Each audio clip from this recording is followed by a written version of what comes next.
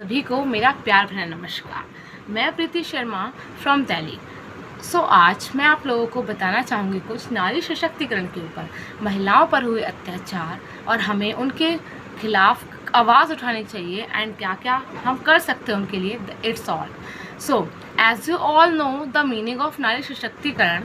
हमें शब्द से ही पता चलता है नारी शक्ति, और जो कि भारत में बहुत ही ज़्यादा सीमित मात्रा में है। जैसा कि आप सब जानते हैं, हमारा भारत आज भी विकासशील कहलाता है, विकसित नहीं कहलाता। इसलिए क्योंकि इसमें महिलाओं का 20% 30% योगदान है, अदरवाइज ऑल योगदान मेल्स का ही है। बट आप जानते हैं कि देश चलाने के लिए पुरुष और स्त्री दोनों ही बहुत ही महत्वपूर्ण होते हैं। आज मैं आपको एक बात बताती हूँ, जो स्त्री और पुरुष होते हैं ये एक रथ के दो पहिए होते हैं। जैसे अगर एक पहिया खराब हो जाए तो रथ किसी काम का ही नहीं रहता। ऐसे ही अगर नारी योगदान में पीछे रहे तो भी देश का लॉस है, और अगर पुरुष योगदान ना दे तो भी देश का विकास नहीं होगा। इसीलिए हमें दोनों को समान महत्वता देनी चाहिए, हमें किसी को भी पिछड़ा हुआ नहीं साबित करना चाहिए। प्राचीन काल में नारियों ने अपना योगदान दिया है, पर अब जो प्रचलन आ रहा है उसके अकॉर्डिंग हम नहीं ले सकते कि नारियों का अभी भी उतनी ही वैल्यू मिल रही है। एग्जाम्पल के तौर पे अगर हम प्राचीन काल की स्त्री को देखें तो उसमें आते हैं हमारी लोपामुद्रा, घोषा, अनुसुईया, सावित्री जैसी कई और महिलाएं हैं जिन्होंने अपना योगदान दिया है। उन लोगों ने काफ़ी स्ट्रगल करके अपनी लाइफ को सेटल किया है। बट आज की डेट में भी कई ऐसे लोग हैं जो नारी को बोझ समझते हैं, नारियों को बोझ समझते हैं, तथा उनकी मजबूरी कोई नहीं समझता।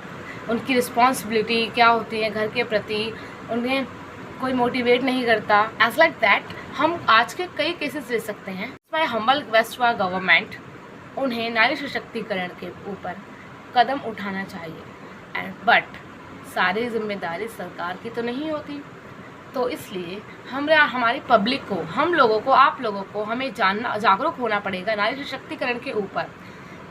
क्योंकि अगर हम नहीं जागेंगे, अगर हम नहीं उठे तो सरकार भी कुछ नहीं कर सकती। तो मैं बोलना चाहूँगी कि जो भी पुरुष जाति है उन्हें समझना चाहिए कि स्त्रियों को भी काफ़ी स्ट्रगल करना पड़ता है। उनकी ज़िंदगी सिर्फ रोटी चूल्हा चौका में ही नहीं होती है।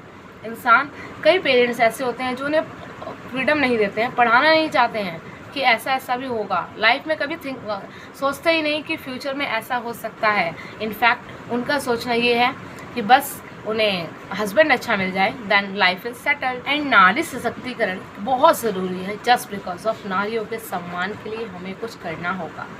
इंसान आज भी नारी को पिछड़ा ही समझता है, बट ऐसा नहीं है। उन्हें समझना चाहिए कि नारी के बिना सब कुछ असंभव है। नारी नहीं तो ये संसार ही नहीं रहेगा। नारी सशक्तिकरण की ओर हमें कदम बढ़ाना चाहिए, और नारी के पीछे रहने के मुख्य कारण जो हैं हम वो ले सकते हैं।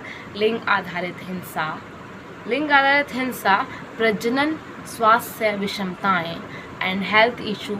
लेडीज़ के हेल्थ इशू बहुत ज़्यादा होते हैं, और उनके प्रति जो हेल्थ इशू होते हैं उनके ज़्यादा कोई गौर ही नहीं करता है। Then as like if a lady share with a husband, उसको ये प्रॉब्लम है, then he is okay, not that much problem is it okay like that. But हमें ऐसा नहीं होना चाहिए। हमें उन्हें भी समझना चाहिए। ऐसा नहीं है कि जो बाहर प्रोफेशन काम करते हैं सिर्फ उन्हीं को प्रॉब्लम होती है। अगर आप नारी को समझेंगे ही नहीं तो उन्हें हेल्प कैसे करेंगे? उन नारी सशक्तिकरण जो चल रहा है उसमें कैसे अपना योगदान देंगे? तो मैं यही कहना चाहती हूँ कि हमें नारी सशक्तिकरण को बढ़ाना चाहिए, हमें पब्लिसिटी करनी चाहिए एंड मोटिवेट करना चाहिए हर एक भारत के इंसान को कि वह नारी सशक्तिकरण को फॉलो करे और नारियों की इज्जत करे। नारी खुश रहेंगी तो देश खुश रहेगा। और इसी के साथ मैं इसको एंड करना चाहूँगी अपनी एक छोटी सी पोएम के साथ जो नारी से ही रिलेटेड है।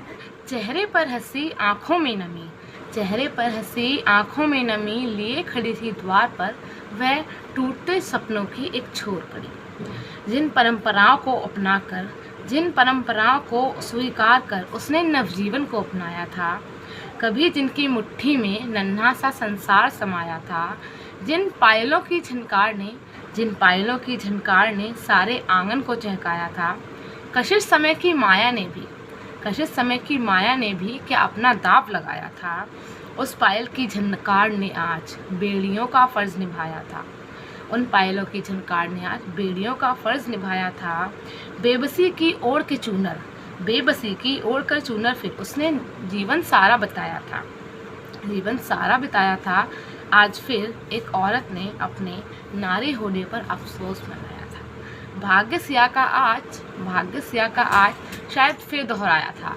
आज फिर एक नारी ने अपने औरत होने पर अफ़सोस मनाया था।